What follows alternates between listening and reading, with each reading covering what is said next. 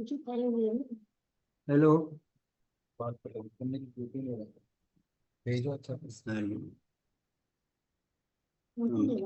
अमित अमित ने स्टार्ट कर लिया।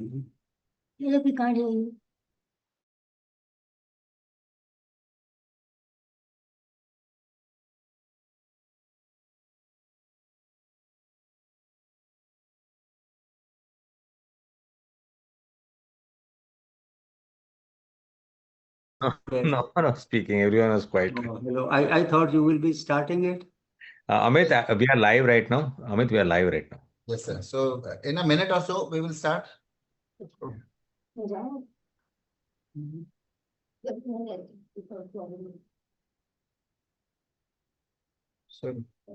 it's 2:08. We are about 130 people on live. Do we begin? Dr. Saurabh and Dr. Manoj? Professor Bakku, maybe you need to put your audio off, Professor Bakku. Audio off? Yeah, off till we, so each of us will put our audio off till it's our turn to speak. Amit, let's start. Yes, sir. So welcome everybody. Very good evening to all of you, to all our panelists here and all the participants who have joined us. I would first like to welcome our senior most member, teacher of teachers, Professor Owen Bakku, sir, who is our chief guest today for this the journey of Journal Club, which NNF is starting. It's a very academic program. It's a new beginning for NNF. And so we are all very pleased to have this program under leadership of Dr. V.C. Manoj, our NNF president, and chairmanship of Dr. Saurabh Datta, who is the research committee chairperson, and coordinator Dr. Professor Ramesh Agarwal from AIMS. And we have our journal editor, Dr. Somsekhar Nimmalkar over here. And welcome, Dr. Somsekhar. And Professor Wali Carlo, whom we all have known for a long period, whose books and articles on ventilation we have studied as students and still continue to read. He is the lead author of this wonderful paper. Welcome, Professor Wali Carlo. And so this is the first, and we will have a monthly session of journal clubs in which there will be one presenter and with moderator and an expert. And we will try to have the lead author like we have today, Wali Carlo, sir, with us, so that we can, have the nitty-gritties of the trials or any questions which the people may have, or any controversial issues in that paper, which we can discuss with all of them. So with this, I would go on to Dr. V.C. Manoj, sir, our president, to welcome us all and tell us about this program a little bit. Thank you, Amit. Hello, everyone. Good evening and good morning to Professor Wali Carlo. Hearty welcome. It is with immense pride and purpose that we gather today to mark the inaugural session of this novel initiative, NNF National Journal Club, a milestone in our continuing journey towards excellence and neonatal healthcare. In this era where actually medicine moves at an unprecedented pace, staying rooted in evidence-based practice, especially in our resource-limited settings, is not only just desirable, it's indispensable. We move on to precision medicine in the future. And until we have our basics right, we can go wrong in so many ways. Through this Journal Club initiative of NNF, under the chairmanship of Professor Saurabh Datta, we aim to create a vibrant ecosystem where clinical insights are examined with rigor. Research is translated to practice. Let's try for that. And every discussion strengthens our collective resolve to do better, be better, and serve better, and bridge the gap between science and our neonatal practice. Today, a true legend of neonatology, Professor Wali Carlo from US, and a doyen of neonatology from our country, Dr. Bakku, along with distinguished faculty from our country like Professor Saurabh Datta and Professor Ramesh Agarwal to lead the discussions. Hearty welcomes, sirs, to this session. I also welcome all of you and invite each of you to engage with these experts, challenge assumptions that we used to have with respect and academic integrity. Let this space, Journal Club, be a space where we refine not just our knowledge, but our convictions. We work in resource limited settings and we have heterogeneous levels of care in our country. Until the evidence-based medicine principles are and the advances are percolated down to the areas which are unreached, we are not going to improve as a nation. Friends, together, let's resolve to sharpen our knowledge and skills with the compassion that every neonatologist should have while trying to reach the unreached and our tiny babies. Thank you, and let us begin our Journal Club. Thank you.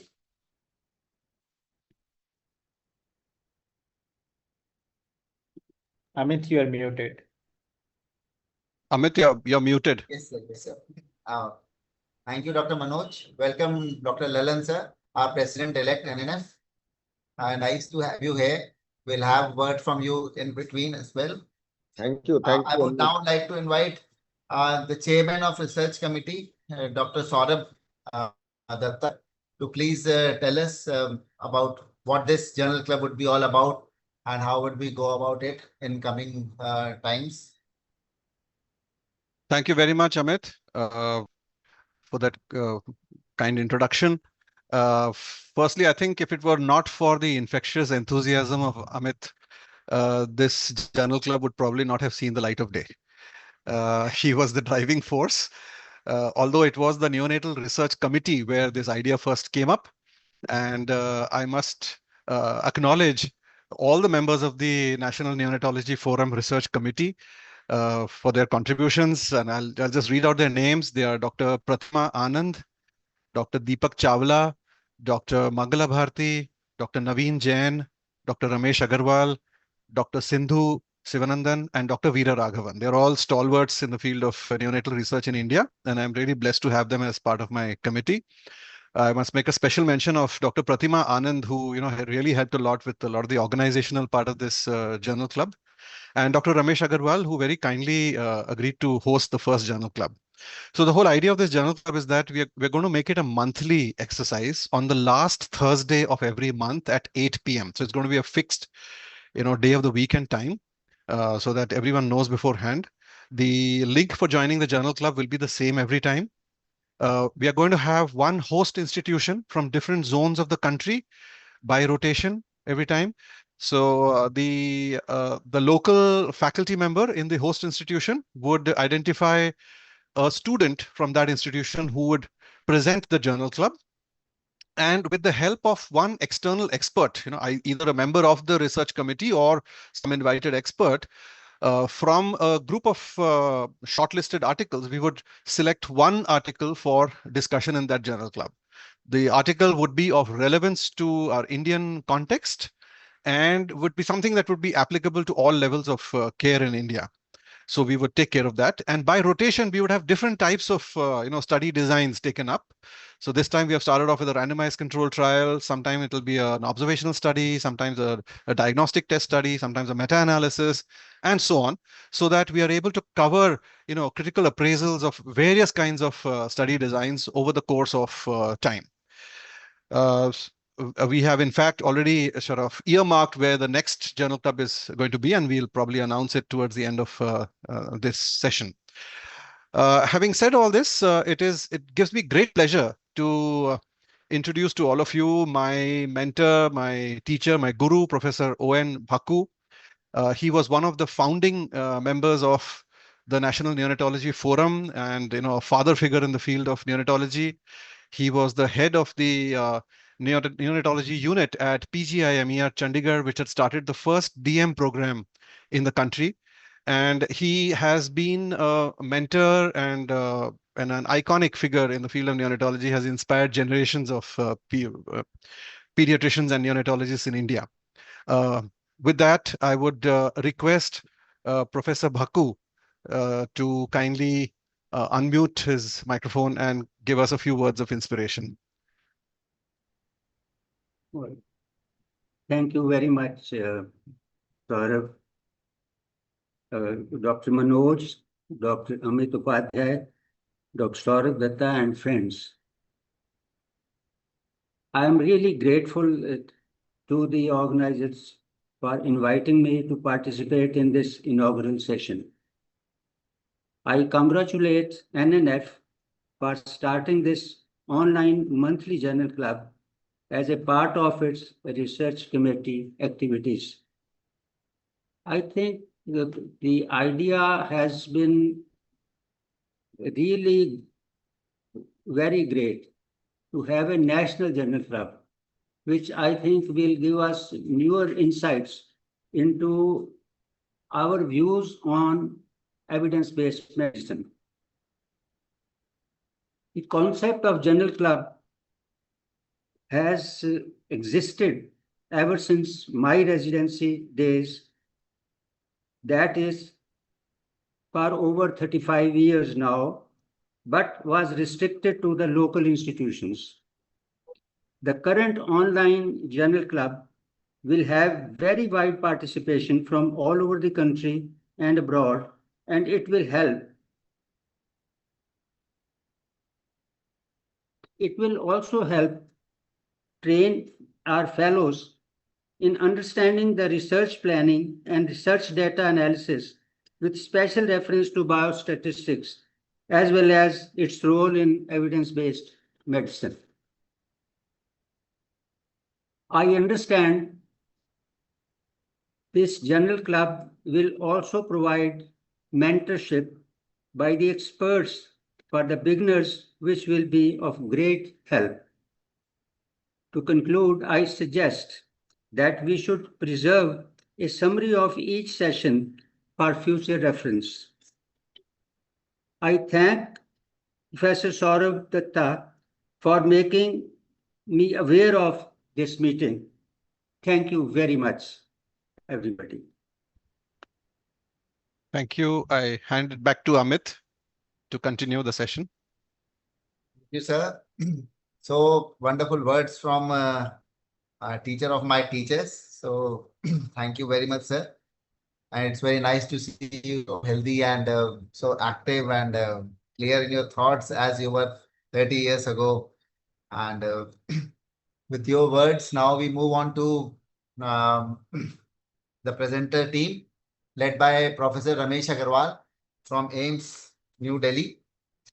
So Professor Ramesh is an avid researcher on top of a very astute clinician.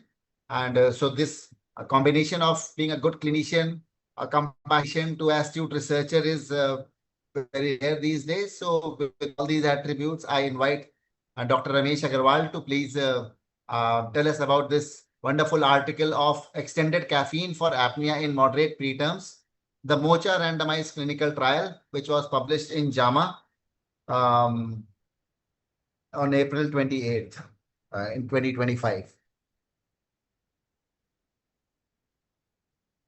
Dr. Ramesh, are you here? Yeah, I'm here. Thank you, Amit, and everyone. There are 257 participants coming from different parts of the country. So that underscores the faith that the pediatric and neonatology community is reposing in NNF, and that's really wonderful. And that also underscores the high expectations that they have from us and the deliverables that we need to make. So the article that we are going to discuss is the extended caffeine for apnea in moderately preterm infants. MOCHA or MOCHA trial, whatever it is, Woli would be able to let us know better.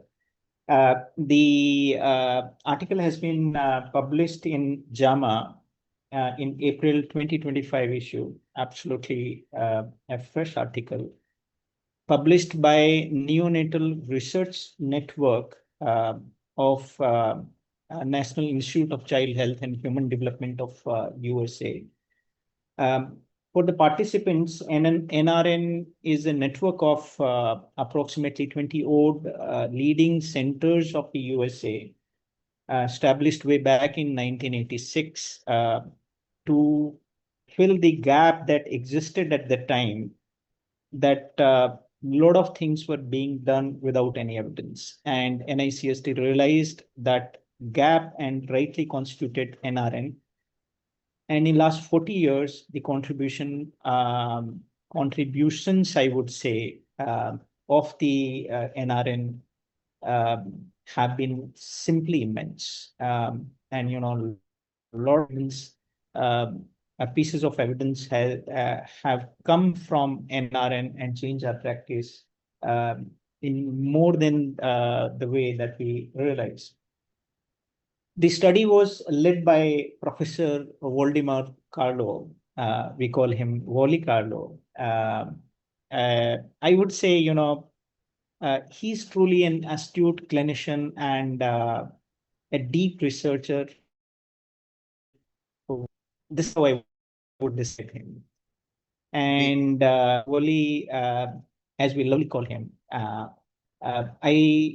we talked about it, and it felt so nice that you remember hours that we spent together, sitting in Professor Vinod Paul's office and discussing things at length. And unfortunately, I could not accept being a fellow in your unit. Your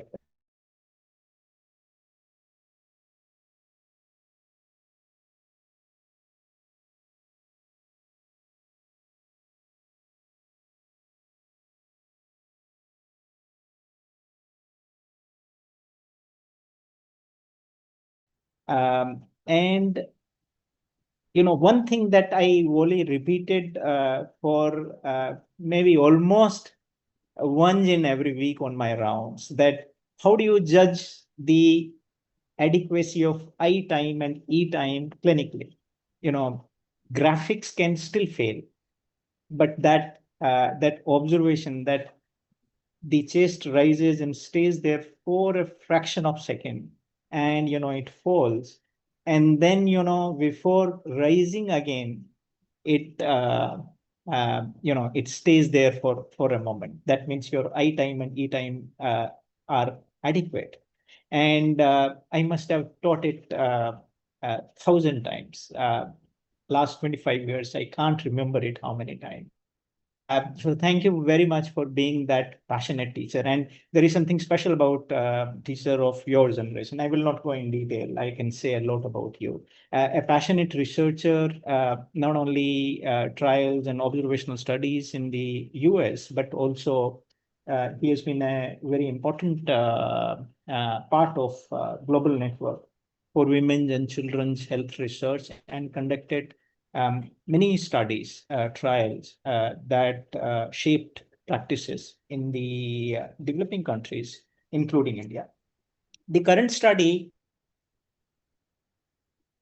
caffeine for apnea of maturity, though setting is slightly different, as in that they are talking about babies that will be discharged at around 36-37 weeks of gestation. We have been sending babies a little early, but the idea is very important. The idea is that you have a baby who has passed through the acute stage, now staying in the hospital before he can become fit to get discharged to home.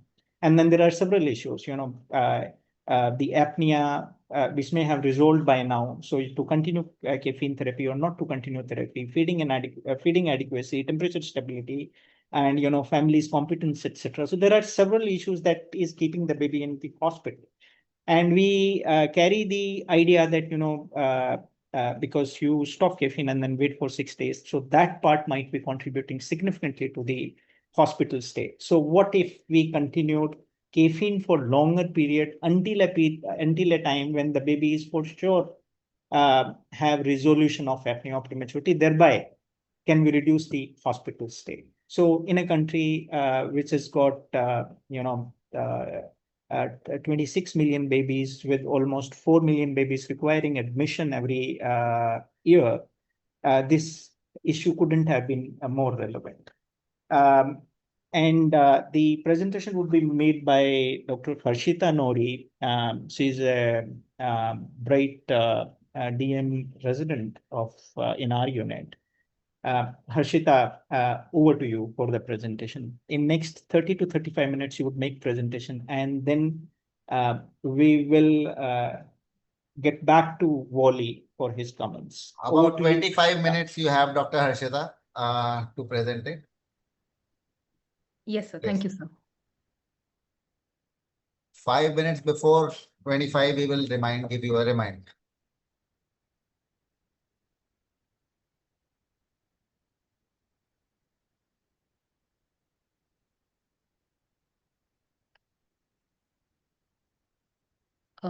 A very good evening to respected faculty and my dear colleagues.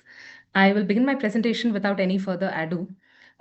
In the course of this presentation, I would like to introduce the background of the studies for today's journal club. I will discuss in brief regarding the methods and methodology of the study. I will introduce the terms randomization, allocation, concealment, and blinding. And I will go on to discuss the results of the study and finally, in the end, appraise the article. So coming to the background of the study, apnea of prematurity is a common disorder in babies born less than 34 weeks of gestation. And the time to resolution of apneas is inversely related to the gestational age. In babies born at less than 26 weeks, apneas have been seen occurring even up to 44 weeks of postmenstrual age. And therefore, apnea seems to be a common cause of prolonged stay in these babies. And caffeine therapy has been proven to be the drug of choice for apneas. So with this background, we will look at a patient whom we had recently treated. So this was a 29-weeker, 1.1 kg male baby who was born by LSCS. The baby had a smooth perinatal transition and he was stabilized on CPAP after birth. He developed apneas on day 4 of life, for which caffeine therapy was instituted. The baby subsequently continued to have occasional odd episodes of apnea, and he was made off CPAP at a postmenstrual age of 34 weeks, and subsequently caffeine was stopped at 35 weeks. This baby was transitioned to the mother's side on spoon feeds. However, on the 4th day after cessation of caffeine therapy, he had a recurrence of apnea with cyanosis, and caffeine was restarted. Subsequently, caffeine was continued for another week and then stopped after the baby did not have a recurrence of apnea, and the baby was further observed for another 5 days before he could be successfully discharged home. So we had 2 issues in the treatment of this baby. One was that he had a recurrence of apnea, which could have been potentially fatal. And also, because of the reinstitution of caffeine therapy and waiting for after stopping caffeine, the baby had a prolonged hospital stay. So, in this baby, should we have continued caffeine when we had shifted him out of NICU? And also, if in that case, how long do we give caffeine for? So that forms the premise of our study, the extended caffeine for apnea in moderately preterm infants, the MOCA randomized controlled trial. The primary hypothesis of the study is that in preterm neonates with resolved apnea of prematurity, continuing caffeine treatment will reduce the number of days of hospitalization from randomization to discharge up to 48 weeks of postmenstrual age. The secondary hypothesis was that continuation of caffeine in these babies would reduce hospital readmissions and would also probably reduce sick visits to the emergency department. So coming to the methods and methodology, the study was a multi-center randomized placebo-controlled trial with a parallel enrollment and a 1:1 allocation in each of the treatment and control arms. It was conducted in 29 hospitals of the United States under the NICHD NRN registry. Ethical approval was obtained from the institutional review boards at each of the centers and at the Research Triangle Institute International. Babies who were born between 29 to 33 weeks of gestation were randomized in the trial at a postmenstrual age of 33 to 35 weeks when they were planned to stop caffeine, provided they were on enteral feeds of greater than or equal to 120 ml per kg per day, and there was a feasibility to start the study medication within 72 hours after stopping caffeine. However, babies were excluded if they were receiving any form of respiratory therapy, if they were being discharged on an apnea monitor, or if parents requested for an apnea monitor, if the baby had a congenital heart disease except for an ASD, VSD, or a PDA, if the baby had a neuromuscular condition which affected respiration, any major congenital malformation or a genetic disorder, or if the baby was being planned to be transferred to a non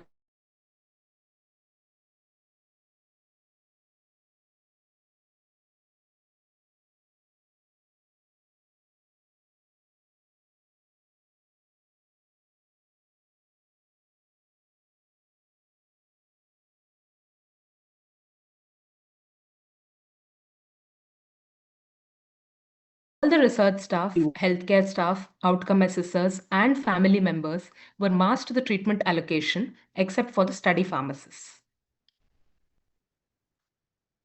So before I introduce the terms of randomization, allocation, concealment, and blinding, it is important to know that all these three terms are not synonymous.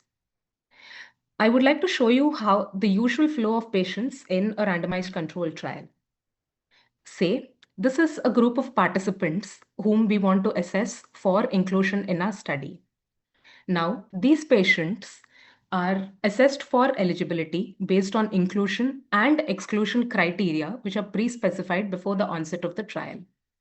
Once the patients meet the eligibility criteria, they are said to be the eligible population, and now they are randomized into either the intervention or the control arms.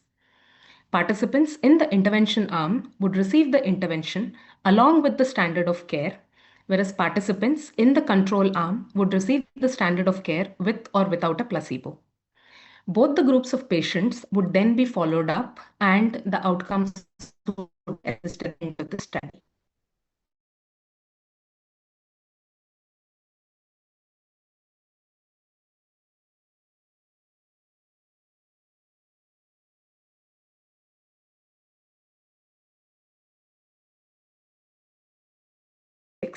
It could result in inappropriate results.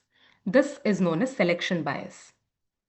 Alternatively, if a treating physician or a trial investigator has a priori knowledge of the patient allocation, they can probably provide differential treatment to the sicker patients, and this can alter outcomes. And this is known as performance bias. In the end, if a trial investigator has a knowledge of the treatment which has been provided to the participant, they can differentially assess the outcomes in the patient, again altering the results, which is known as ascertainment bias. Hence, randomization, allocation, concealment, and blinding are important design aspects which will help in preventing these different forms of bias. So what does randomization mean? It refers to allocating participants in a study to different arms in an absolutely random manner. The purpose of randomization is that each patient has an equal chance of either entering the intervention or the placebo arm at the start of the study. By randomizing, we produce comparable groups who are similar in all important aspects except for the intervention. Now, there are three important components of randomization, namely generating a random sequence, allocation concealment, and implementation of the randomization. So by randomizing, we eliminate the selection bias and we balance the groups with respect to many known and unknown variables which may affect the outcome, thereby forming the basis for our statistical tests. So what are the types of randomization? It can be broadly be divided into simple randomization and restricted randomization. By simple randomization, we mean that each participant has an equal chance of entering either into the intervention or the control arm. By restricted randomization, we mean that allocation is controlled so as to ensure a balance either in group size or baseline characteristics or both. Restricted randomization can further be divided into block randomization, stratified randomization, or other adaptive randomization methods. So coming to the first, that is simple randomization. In this method, participants are assigned to a single sequence of random assignments. To do this, first, we determine the number of groups and then we apply an appropriate randomization method. The most commonly and preferred method which is used for simple randomization is through computer-generated random numbers. Alternatively, we could also use random number tables from statistical books, or we could also employ manual methods like tossing a coin or by rolling a die. It is important to avoid predictable or non-random methods for randomizing patients into either of the arms. For example, using a chart number or the date of birth of the baby, or by using alternating numbers of patients. The limitation of using simple randomization is that in studies with small sample sizes, sometimes it might result in an unequal distribution of numbers between both the arms, or it might result in an unequal distribution of covariates between both the arms. So this is a representative example of simple randomization. In this, we have participants who are numbered from 1 to 12. And we see that participant number 2, 5, 8, and 10 are eligible to take part in the study, and they have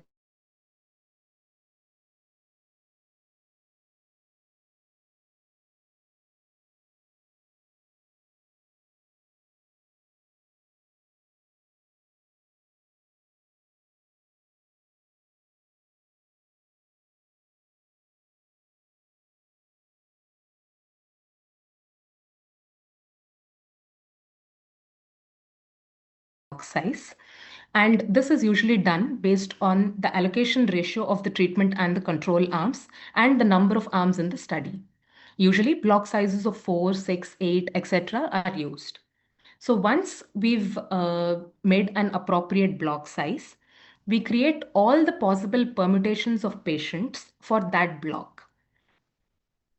So this is a representative example. So in this example, we have a block size of 4 patients, and these are all the different permutations of patients which we can have in each of these blocks. So once we do this, we randomly select a sequence for each block, and then we go on to assign the patient sequentially. The advantage of block randomization is that it ensures equal group sizes at all times. However, the drawback is that we might be able to predict the allotment of patients. For example, say we have a block size of 4 patients and 3 of the patients have already been randomized, of which 2 have been randomized to the intervention arm and 1 has been randomized to the control arm. Now, since we know that it is a block size of 4 patients, the 4th patient who is now going to be enrolled will definitely go into the control arm, thereby creating a possibility for selection bias. This can partially be reduced by using blocks of varying sizes. Also, block randomization has increasing complexity when it is done with more arms, and it does not control for prognostic factors. So what would a block randomization look like? This is a representative example which was created using the Sealed Envelope website. Say we have 2 treatment groups, namely Group A and Group B. And in this study, the investigator wanted to create blocks of variable sizes of 4, 6, and 8, and he had a total of 50 participants in the trial. So the first patient who enters the trial would be allocated to the first block. He would be the first sequence within the block, and he would go to Group A. The second patient of the first block would go to Group B, and so on. So coming to the next stratified randomization, in this method, participants are divided into strata based on important patient characteristics, and then they are randomized within each stratum.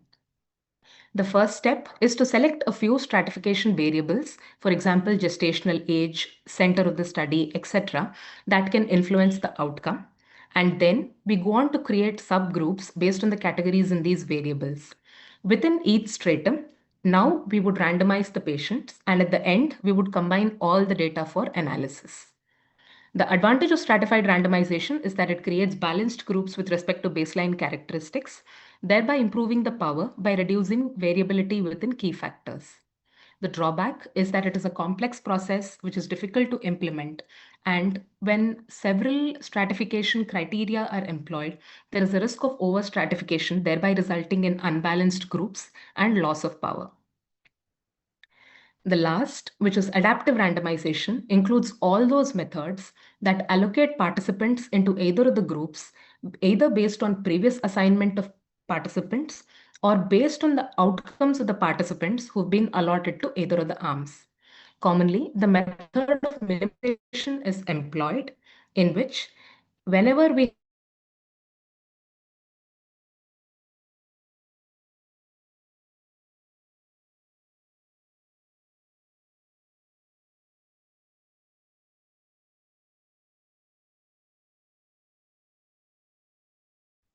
The advantage of adaptive randomization is that it produces balanced groups in terms of covariates, and it also allows for more covariates to be taken into consideration in contrast to a stratified randomization. However, it is complex and it cannot be done forehand. Now that we've seen randomization, if we know into which group our patient is going to be randomized, it could influence our inclusion or exclusion of the patient, thereby resulting in selection bias.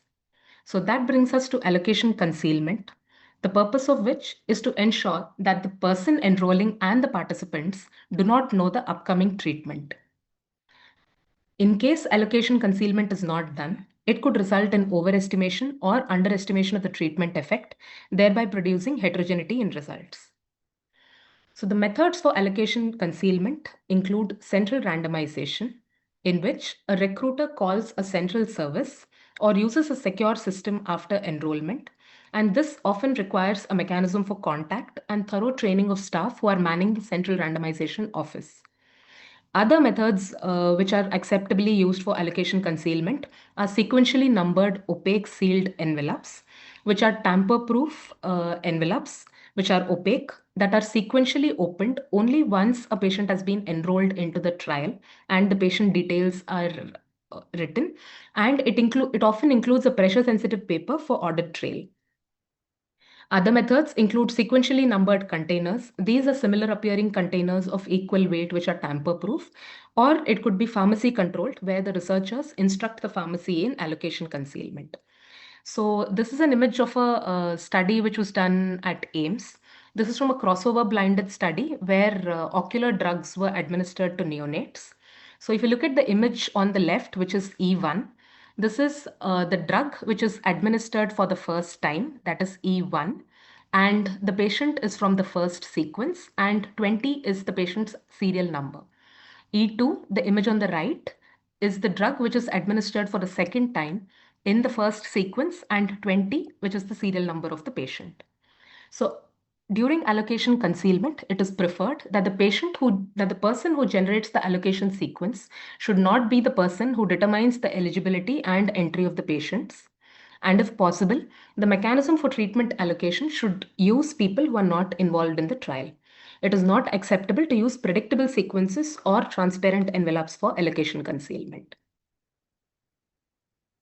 So lastly, coming to blinding or masking, it refers to keeping the people who are involved in the trial unaware of the assignment of the patient. This will help in controlling two major biases, namely performance bias and ascertainment bias. The people who are blinded in the trial could be the participant, the research investigator, the outcome assessor, or the data analyzer. Based on the people who are blinded, it could be an open label trial, a single, double, triple, or quadruple blinded trial. By open label, I mean that nobody is blinded in the trial, and by quadruple blinded, I mean that everybody who's involved in the trial is blinded. Sometimes, however, blinding is impossible either because of ethical, technical, or methodological considerations. In a study, it is important to clearly state the status of blinding and also explicitly state the people who have been masked in the study. So to conclude, to control for confounding variables which would arise in the pre-randomization period, randomization and allocation concealment are useful and they would help in preventing selection bias. And to control post-randomization variables, blinding would be essential, and this would help in preventing ascertainment bias. So coming to our study, babies who met the eligible criteria were in a center.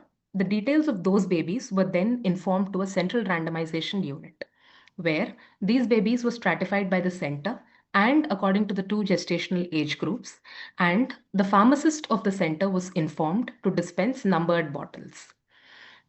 So patients who were allocated to the intervention arm received enteral caffeine citrate at 10 mg per kg per dose of caffeine citrate given daily during the course of hospital stay up to 28 days after discharge. And patients who were in the control arm received an equal volume of placebo that contained all the components except the caffeine citrate. The objective of the study was to evaluate the effect of continuing treatment with caffeine citrate in hospital and at home in moderately preterm neonates with resolved apnea of prematurity, on the days to hospitalization after randomization. The primary outcome of the study was the number of days of hospitalization from randomization to discharge up to 48 weeks PMA with censoring at the time of transfer or death.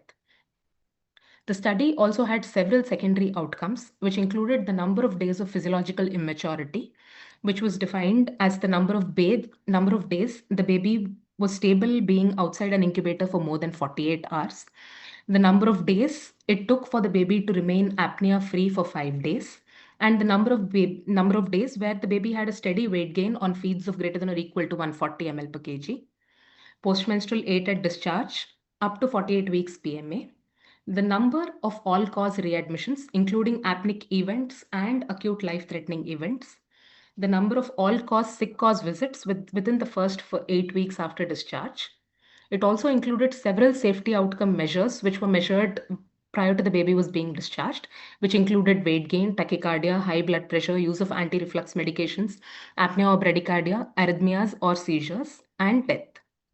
Interim analysis was planned for the study at 25%, 50%, and 75% enrollment once they had completed a follow-up of 8 weeks. The study also had a pre-specified futility threshold of less than 15% conditional power to detect a statistically significant effect. So, once we had randomized a baby to either the intervention or the control arm, caffeine or placebo was started, and the babies were followed up till discharge for physiological immaturity, recurrence of apnea, weight gain, caffeine side effects, postmenstrual discharge, and mortality. In case the baby had a recurrence of apnea, it was managed with open label caffeine therapy or with respiratory support initiation, during which the trial drug was suspended. Once there was a resolution of apnea, the trial drug was again reinitiated. After the baby was discharged, the baby was followed up every weekly for the first 4 weeks, and both the arms were given either caffeine or placebo up to 28 weeks after discharge. Between the week 5 to week 8, babies were followed up bi-weekly, and after discharge, the babies were followed up for a duration of 8 weeks where they were monitored for readmissions, apneas, or acute life-threatening events, and the outcomes were assessed. The study investigators assumed that babies who received prolonged caffeine would have a median difference in the duration of hospital stay of 2 days. That is, there would be a reduction in the duration of hospital stay from a probable 14 days to 12 days. So with a 90% power, a significance of 0.05, and an attrition rate of 5%, a sample size of 1,174 neonates was calculated. However, the study sample size was modified due to delay in enrollment due to the ongoing COVID-19 pandemic and because of approaching drug expiry. So the power of the study was reduced to 80% and the sample size was recalculated as 878 neonates. Coming to the results of the study, a total of 6,600 neonates were screened for enrollment, of which 3,900 neonates were found to be eligible. Among the 3,900, about 3,100 babies had to be excluded due to various reasons. Subsequently, 827 neonates were randomized, of which 416 were randomized to the caffeine arm and 411 were randomized to receive the placebo. Among those who were randomized to receive the caffeine, 25 neonates did not receive the intervention, and among those randomized to the placebo, 14 did not receive the intervention as randomized. After discharge, 31 were lost to follow-up in the caffeine arm and 35 were lost to follow-up in the control arm.